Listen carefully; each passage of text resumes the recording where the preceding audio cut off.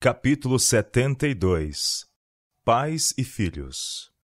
Foi-me mostrado que, enquanto os pais tementes a Deus restringem seus filhos, devem estudar-lhes a disposição e temperamento e procurar satisfazer-lhes as necessidades.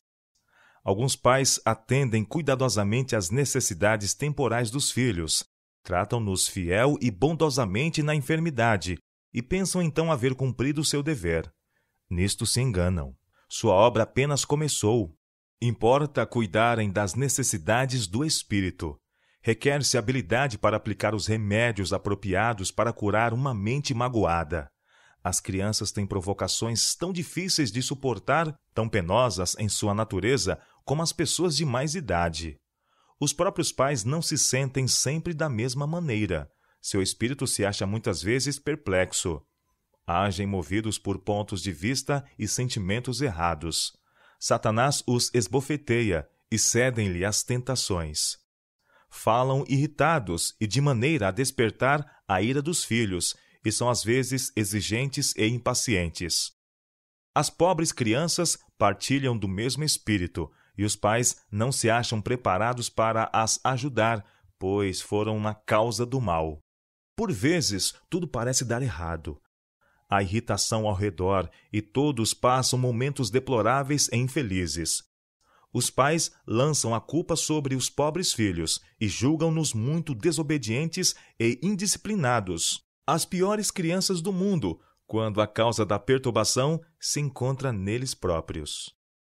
Alguns pais suscitam muita tempestade por sua falta de domínio próprio. Em lugar de pedirem bondosamente aos filhos para fazerem isto ou aquilo, ordenam em tom de repreensão, tendo ao mesmo tempo nos lábios uma censura ou reprovação que as crianças não merecem. Pais, essa conduta seguida para com seus filhos destrói-lhes a felicidade e a ambição.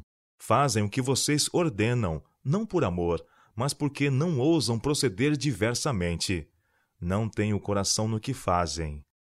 É um trabalho servil, em vez de um prazer, e isto os leva a esquecer-se de seguir suas orientações, o que lhes aumenta a irritação e se torna ainda pior para as crianças. Repetem-se as censuras, sua má conduta é exibida diante delas em vivas cores, até que delas se apodera o desânimo, e não se incomodam se agradam ou não.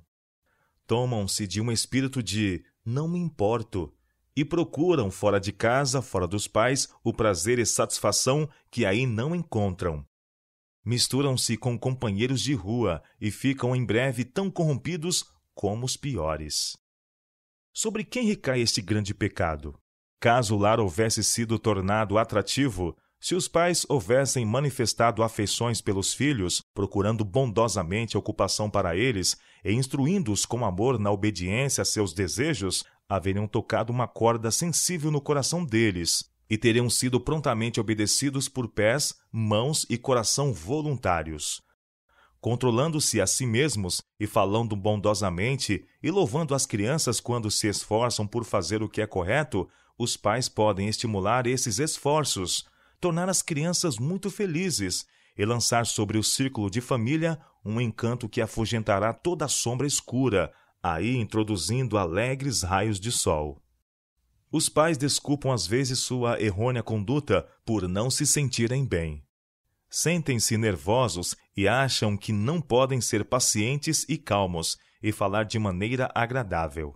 Assim se enganam eles a si próprios e agradam a Satanás, que exulta em que a graça de Deus não seja por eles considerada suficiente para vencer as fraquezas naturais.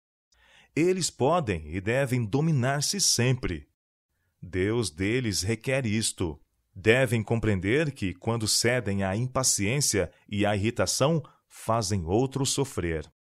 Os que os rodeiam são afetados pelo espírito que manifestam, e se eles, por sua vez, procedem com o mesmo espírito, o mal aumenta, e tudo dá errado. Pais, quando se sentirem irritados, vocês não devem cometer um pecado tão grande como o de envenenar toda a família com essa perigosa irritabilidade.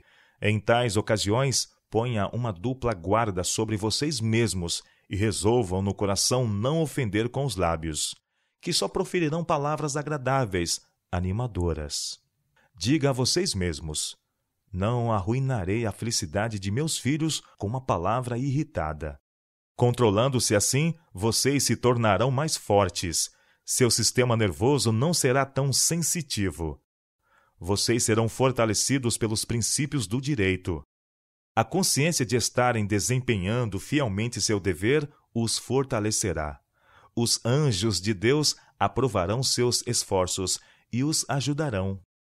Quando se sentem impacientes, vocês pensam demasiadas vezes serem os filhos os culpados e os censuram quando não merecem. De outras vezes, eles podem fazer exatamente as mesmas coisas e tudo lhes parece suportável e justo.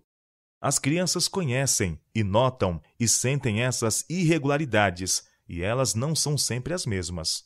Às vezes, acham-se de algum modo preparadas para enfrentar as disposições mutáveis, e de outras estão nervosas e irritáveis e não podem suportar censuras. Seu espírito se insurge contra isto. Os pais querem que se faça toda concessão ao seu estado mental e, todavia, não veem a necessidade de fazer a mesma concessão a seus pobres filhos. Desculpam em si mesmos aquilo que, visto nas crianças que não têm os mesmos anos de experiência e disciplina, haviam de censurar grandemente. Alguns pais são de temperamento nervoso e, quando fatigado com o trabalho ou opresso por cuidados, não mantêm um calmo estado de espírito, mas manifestam aos que mais caros lhes devem ser na terra uma irritação e falta de paciência que desagrada a Deus e traz uma nuvem sobre a família. As crianças, em suas perturbações, devem muitas vezes ser acalmadas com terna simpatia. A mútua bondade e paciência tornará o lar um paraíso e atrairá os santos anjos ao círculo familiar. A mãe pode e deve fazer muito no sentido de controlar os nervos e o espírito quando deprimida. Mesmo quando doente, ela pode, uma vez que se eduque, ser amável e alegre, e pode suportar mais ruído do que pensara outrora ser possível. Não deve fazer os filhos sofrerem as enfermidades dela e nublar-lhes a tenra e sensivelmente com suas depressões de espírito, fazendo-os achar que a casa é um túmulo e o quarto da mãe o lugar mais triste do mundo. A mente e os nervos adquirem vigor e resistência pelo exercício da vontade. A força de vontade demonstrar-se-á em muitos casos poderoso calmante para os nervos. Não se mostrem aos filhos de rosto triste. Se eles cedem à tentação e depois reconhecem seu erro e se arrependem, perdoem-lhes tão francamente como vocês esperam ser perdoados por seu Pai do céu. Instruam-nos bondosamente e os liguem ao coração. É um tempo crítico para as crianças. Influências serão exercidas sobre elas, a fim de aliená-las de vocês, e cumpre-lhes contrabalançá-las. Ensine-lhes a fazerem de vocês seus confidentes. Segredem-lhes elas ao ouvido suas provas e alegrias. Animando isto, poupá-las-ão a muitos laços preparados por Satanás para seus inexperientes pés. Não tratem seus filhos apenas com severidade, esquecendo a própria infância de vocês e que eles não passam de crianças. Não esperem que sejam perfeitos, nem busquem torná-los, de repente, homens e mulheres em seus atos. Assim fazendo, fecharão a porta de acesso, que, de outro modo, a eles vocês poderiam ter, e os impelirão a abrir outra porta às influências prejudiciais, e que outros lhes envenenem a mente juvenil antes que vocês despertem para o perigo que correm. Satanás e seu exército estão fazendo os mais poderosos esforços para controlar a mente das crianças, e estas devem ser tratadas com imparcialidade, ternura e amor cristãos. Isto lhes será uma forte influência sobre elas, e sentirão que podem depor ilimitada confiança em vocês. Lancem em torno de seus filhos os encantos do lar e do convívio de vocês. Se assim fizerem, eles não terão tanto desejo do convívio de companheiros jovens. Satanás trabalha por meio destes, levando-os a influenciar e corromper a mente uns dos outros. É o meio mais eficaz porque ele pode trabalhar. Os jovens têm poderosa influência uns sobre os outros. Sua conversa nem sempre é escolhida e elevada. Transmitem-se aos seus ouvidos más informações, as quais, a não serem decididamente combatidas, encontram guarida no coração, tomam raízes e brotam e dão fruto, corrompendo os bons costumes. Devido ao mal que há agora no mundo e à restrição que é necessário impor aos filhos, os pais devem ter duplo cuidado de os ligar ao próprio coração, fazendo-os ver que vocês desejam torná-los felizes. Os pais não se devem esquecer dos anos de sua infância, de quanto anelavam simpatia e amor, e como se sentiam infelizes quando censurados e repreendidos com irritação. Devem ser novamente jovens em seus sentimentos e levar a mente a compreender as necessidades das crianças, mas com firmeza, misturada com amor, devem exigir a obediência dos filhos. A palavra dos pais deve ser imediatamente obedecida. Anjos de Deus estão observando as crianças com mais profundo interesse, a ver o caráter que desenvolvem. Se Cristo lidasse conosco como nós muitas vezes fazemos uns com os outros e com nossos filhos, tropeçaríamos e cairíamos devido ao completo desânimo. Vi que Jesus conhece nossas fraquezas e partilhou, Ele próprio, de nossa experiência em todas as coisas, mas sem pecado.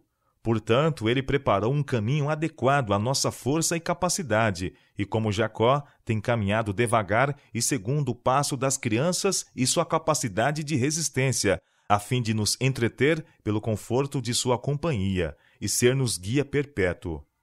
Ele não despreza nem negligencia ou deixa para trás as crianças do rebanho.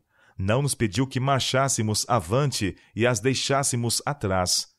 Não tem caminhado tão depressa que nos deixasse para trás com os pequenos. Oh, não! Mas tem aplainado a estrada da vida, mesmo para as crianças. E requer-se dos pais, em seu nome, que as conduza ao longo do caminho estreito. Deus nos designou um caminho apropriado à resistência e à capacidade das crianças.